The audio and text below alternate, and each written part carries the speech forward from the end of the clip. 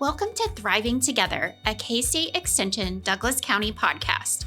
Each month, we dive into real conversations about what it means to raise healthy kids, build safer neighborhoods, and grow stronger together. From nutrition tips to parenting insights to community wellness and safety strategies, we're here to share stories, resources, and inspiration that help us all to thrive side by side. Because when families feel supported and communities come together, everyone has a chance to flourish. Get ready to thrive together. Let's get started.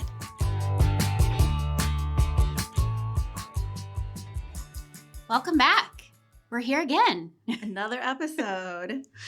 Yes, I'm Kaitlyn Peine, the Community Health and Wellness Agent for our team here at K-State Extension. And I'm Ginny Barnard, Executive Director for LiveWell Douglas County, and I also coordinate Safe Kids Douglas County. All right. Well, we are excited to be here with another episode of Thriving Together. This month, we're going to talk about Safe Plates, Happy Gatherings. Yeah, so I think this is a great topic because I think in that fall transition, there's a lot, as the weather cools off, right? It's cooler. People are able to tailgate together, get together for family gatherings with holidays or different types of celebrations. And so this is a really timely topic. Totally. And a lot of times those gatherings involve food, which course. we love, right? Like we're here, we're all about that. But oftentimes it is food that folks are preparing in other kitchens and bringing into your home. So there are some things that we want to keep in mind. We're excited to share some tips and tricks and some research-based information. So really we have 3 sections of today's podcast. The first is going to be planning ahead. So we want to have a plan in place. You're probably not going to roll out of bed and decide that you're going to have a huge family gathering the same day without a plan in place. Second is day of, like what are some pieces that you want to keep in mind the day of your event or gathering? And lastly, how are you going to clean up? Like, what's that going to look like? So having a plan in place is really important. So just a quick stat for our listeners to keep in mind. 1 in 6 Americans get sick from a foodborne illness each year, which is pretty high, right? To think that 1 in 6 of us will get foodborne illness at least once in a calendar year.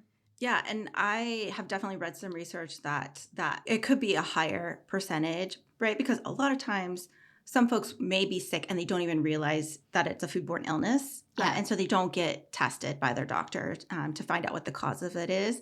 And many times people can recover fine on their own. But for a chunk of our population, it can lead to some serious consequences and a trip to the doctor or even to the ER. For sure. I've also seen that that's really underreported because let's say we eat something and we kind of have a funny tummy. Like we're not going to go to the doctor probably, right? Like we definitely increase our hydration, maybe try to rest a little bit more to get through that time. But there are likely more cases of foodborne illness from food either prepared inside or outside of the home. I have also read literature that shares that it could take up to 11 days for foodborne illness to present. So it is nearly impossible to trace back unless it's a mass outbreak, right? And we've seen that in the media occasionally. It's almost impossible to trace back exactly where you got that foodborne illness. So keep that in mind. Just because you wake up, it doesn't mean that grandma brought a bad turkey to Thanksgiving. It could be that you picked up something before then. Right. I will say I have had 2 confirmed cases of a foodborne illness. One was when I was much younger in high school, and then one was a few years ago where I actually went to the doctor. We confirmed what it was. And I will say both times I did feel like I was dying. Like it was miserable. I mean, that's why I went to the doctor because I thought something is really wrong.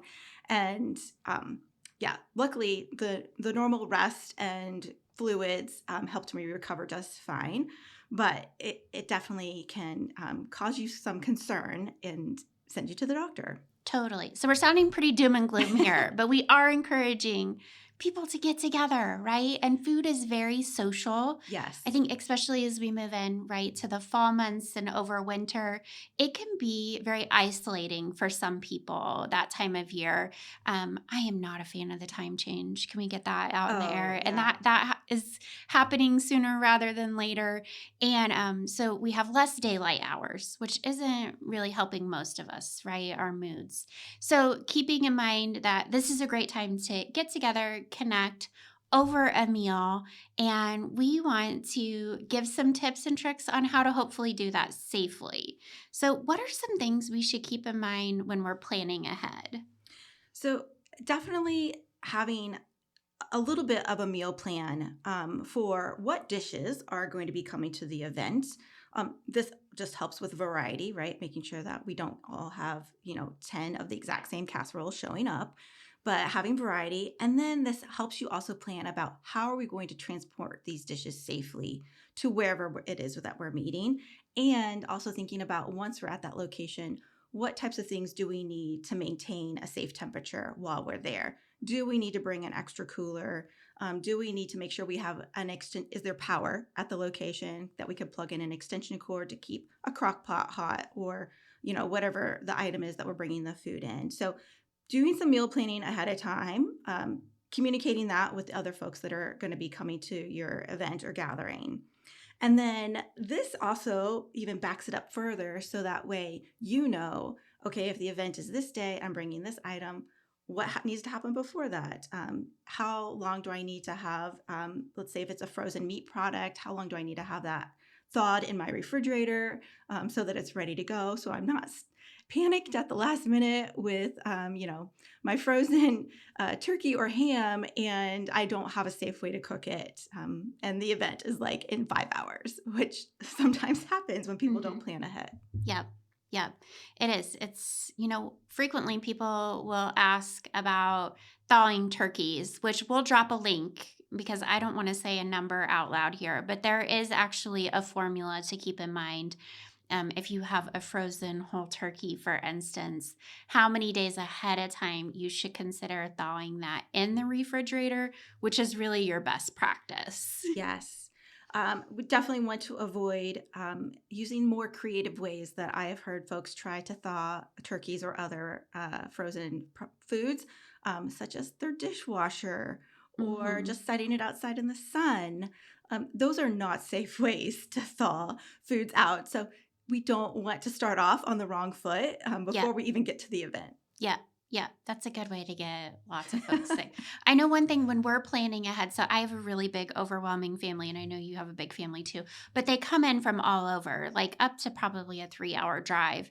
So oftentimes, wherever we're hosting, like the folks closer to that location are going to do the more perishable foods versus those that are coming in from out, like they may be bringing the paper products and the bottled water, like whatever that ends up being. Yes. So it's not as stressful on them either. So we kind of have a little system down as to how we tackle that plating process through a family group text and everybody claiming what they're going to be bringing. But like whoever's hosting at their house is usually probably going to take care of like the main course, whether that be a turkey, a ham, or sometimes we even do Mexican food. We're all over the place. But whatever that main course is, that's probably going to take some more handling and preparing for. Usually, whoever's hosting tackles that. So, kind of keep that in mind too. Make it easier on folks. Don't have the person with the 4 hour drive bring the most complicated thing to transport. Probably not a great idea. Yeah, no, we do the same thing is, yeah, having folks that are traveling further bring something that is less at a risk or more shelf stable, so we don't have to worry about it. I do want to mention this really great tip, which a lot of people forget about during the actual shopping for prepping of the meal, and that is to think about your dividing your shopping cart so that you're keeping those raw foods away from ready to eat foods. we really don't want the raw meats sitting next to or on top of, the fruit or Mhm. strawberries that we just purchased or bananas or whatever it is. So sort of dividing that shopping cart and having separate areas so that you keep things separate, even while shopping, can be helpful. For sure. Also, here in Lawrence, we can't have like plastic bags anymore. So, a lot of us are doing a better job of using our reusable shopping bags. And I always kind of have a designated bag in my mind for where I'm going to store that raw protein. So keep that in mind too. Kind of have a plan when you're bagging. And it seems like more and more stores you have to bag your own groceries. So you're kind of in control of your own destiny here. But plan ahead. I always have a reusable bag that's designated for meat. So yeah. Okay, so once you've done your planning, you've gone your Mhm. shopping, you're at home ready to do your prep, what are some tips that we need to remember to keep food safe while we're prepping at home? Sure. So here we're really going to talk about cleaning and separating. So clean, make sure your kitchen's clean, right? Like that's great start to make sure that you have sanitized your sink. Also, any touchable surfaces that you may come into contact with. So I know frequently when you're doing food prep, you're going to be opening and shutting the refrigerator, right? Or your freezer potentially. So sanitizing surfaces, your countertops, making sure that you have clean hands Oh my is gosh, so yes. important. And washing your hands throughout the process is really important too. Just because you do it once doesn't mean you have clean hands. And keeping, this is how I do it. And there's probably lots of different ways to tackle this, but in my mind, it's really important that we keep ready to eat foods. That prep area needs to be separate from raw foods. Specifically, I get worried about uncooked meat. So, if you have to prep your uncooked meat in a space or a cutting board or a knife, you are not using those same things without cleaning and sanitizing them for something like raw vegetables that you may be eating or fresh fruit that you may be eating. So, really making sure that you're intentional about that. If you want to be a little crazy like me, I even have cutting boards at home that are designated for uncooked meat and produce. So, and I realize that is not reasonable for everyone, but let's be real, because of the work we're in, I probably do things a little bit different than what some folks do, but it's all kind of color coded and making sure that that kind of stays separate, which that's hard to do when you have other people in your kitchen, like a partner who doesn't always know your color coding system or your kids cutting up an apple. Like it's hard to be spot on, but just making sure that you keep those separate. So, what we're really doing there is avoiding cross contamination, is really our main goal, and making sure that we're not cross contaminating food that needs to be cooked, like raw meat, for instance. So maybe that's a turkey versus food that we could potentially eat uncooked. Yeah. So, Okay, so what about prepping fresh fruits and vegetables that are going to be ready to eat? I know I've heard some people ask about, like, do they need a special wash or mhm. rinse before they start cutting those? What's the recommendation for those? Not unless you just want to spend more money, which I don't know that any of us are in that boat now. But really, your best bet is to rinse those thoroughly. I sometimes hear folks say, like, I'm going to wash my produce. We don't really wash produce, we rinse in the sink. So you could do that in a colander, is probably your best bet. But making sure that you're rinsing thoroughly with cool water. I sometimes even, like, if I find berries, for instance, that look a little dirty, I may put them in a bowl of water and rinse them a couple of times through that process. But any additional fruit and veggie washes that you may see in the produce aisle are really not necessary and not effective. So it's not something that research shows that we should be doing, but there are lots of things out on the market that will make you believe that you maybe need to give that a try. Yeah, 100%. Just because somebody's selling it doesn't mean you need it. No, no. You can have the same effect by giving it a good rinse under running water, for sure. All right, so let's talk a little bit about temperatures here. And this is probably also moving into more day of things to keep in mind. So, what are some things that we should keep in mind for temperatures? Yeah, so definitely the one item or necessary tool I feel all households need to have in the kitchen is a food thermometer. So there's really no other way that we're going to be able to tell that we've safely cooked our meats or heated products safely if we don't know the internal temperature. And the best way to do that is using a food thermometer. You can get these for fairly inexpensively. Like you don't have to spend a lot of money on a fancy thermometer, even though those are out there. A simple thermometer will do the trick. I will say the ones that I use are still the old-fashioned dial thermometers. Um, Even though I've lost several of them and had to replace them, they're pretty cheap and inexpensive. So I still think they work pretty well. There is recommended temperatures that we have for all of our different types of products that we might be cooking. And I would recommend, we'll put the link in the show notes, but folks can go and like even print the little chart out and tape it to the inside of their cupboard or hang it somewhere in their kitchen. So that way everybody knows what are the temperatures that we need to be heating foods to. But we'll start with poultry. So poultry needs to be cooked to an internal temperature of 165. And I don't know if you learned this, but when I was learning my temperatures, I learned if it flies, cook it to 165 as a little way to remember that temperature. And it That's has a always good helped one. me. I like it. So if it has had wings at some point in its life, you need to cook it to 165. And this is for whole or ground poultry products. Another one is for ground meat. So if you're cooking that taco meat for your family get together, it needs to be cooked to 160 degrees Fahrenheit.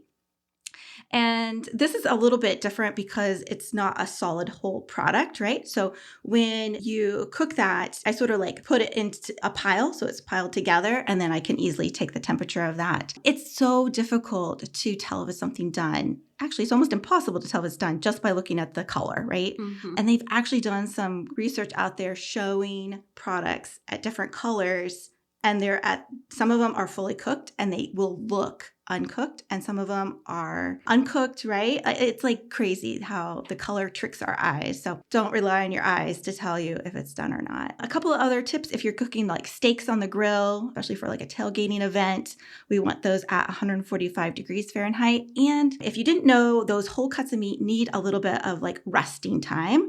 And that is actually part of the cooking process. So as you take them off, and we recommend tenting it with a little piece of foil, letting it just sit there and hang out for at least 3 minutes. That temperature, it's still finishing that cooking process. If you're cooking fish, I know fish is not as popular in Kansas, but some people still really like it. It is 145 degrees.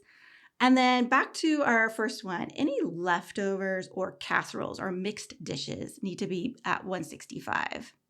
Yep. Yep. Lots of temperatures to keep in mind. Yeah, I know. It's a lot. So that's really why, like, you don't have to memorize all these. Just print out the little chart or write it down. That's how I got my family on board is I just had the little chart there right in front of their face so they could see it. And I even send it out. If I'm the one in charge of organizing the event, the meal planning, I will usually send out a little reminder saying, oh, don't forget, here's the cooking temperatures that's recommended. Just so, we're helping keep that in fresh in everybody's mind and hopefully keeps us safe. Totally. Yeah. Our families probably judge us. I know.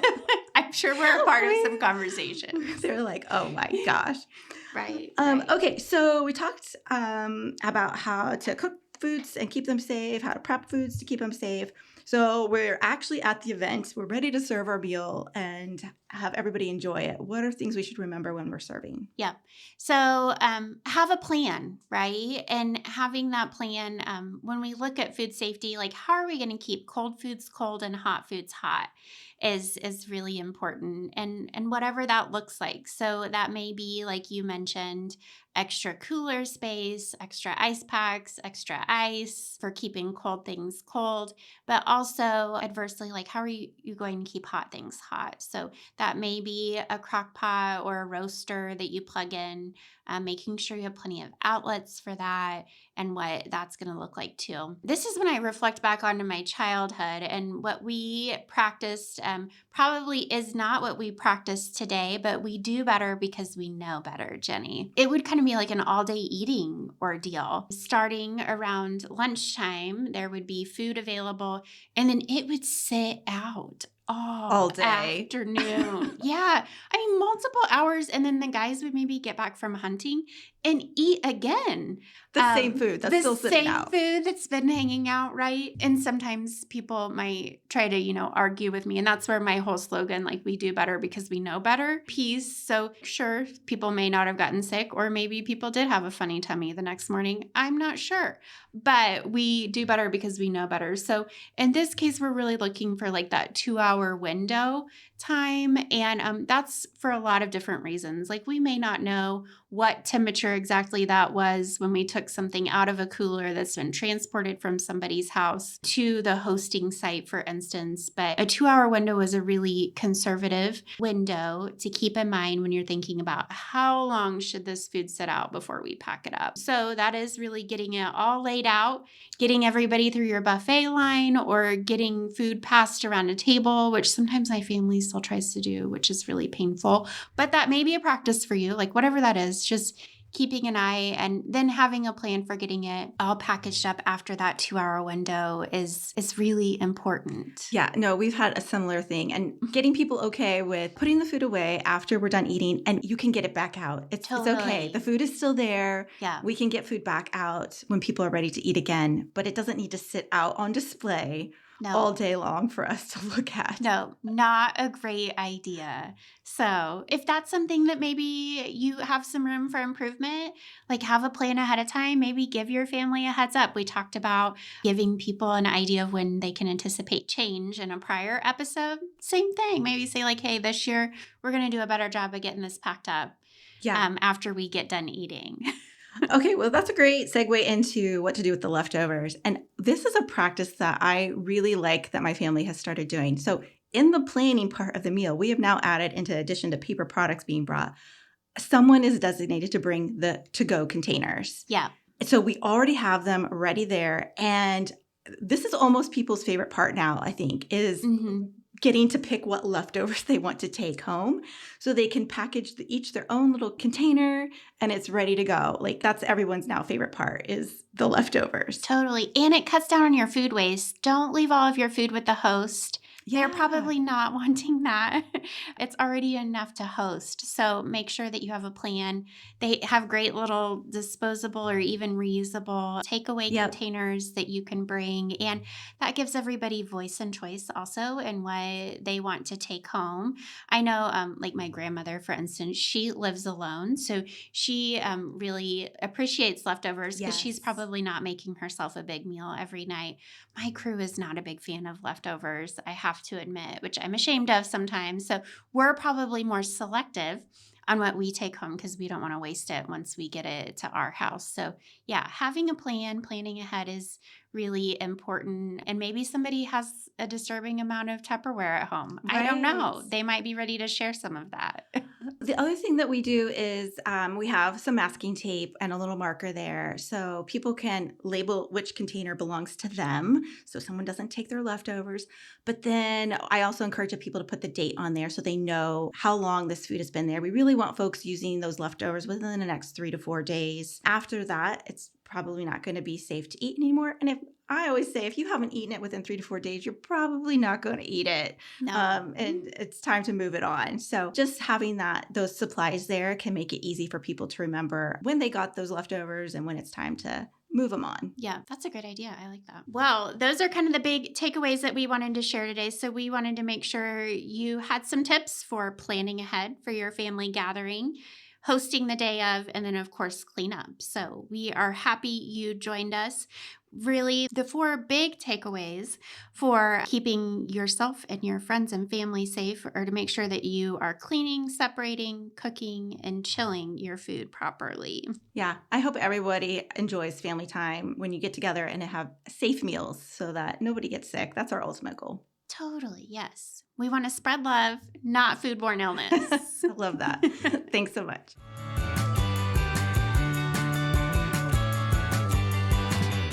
Thank you for listening to K-State Extension Douglas County's podcast.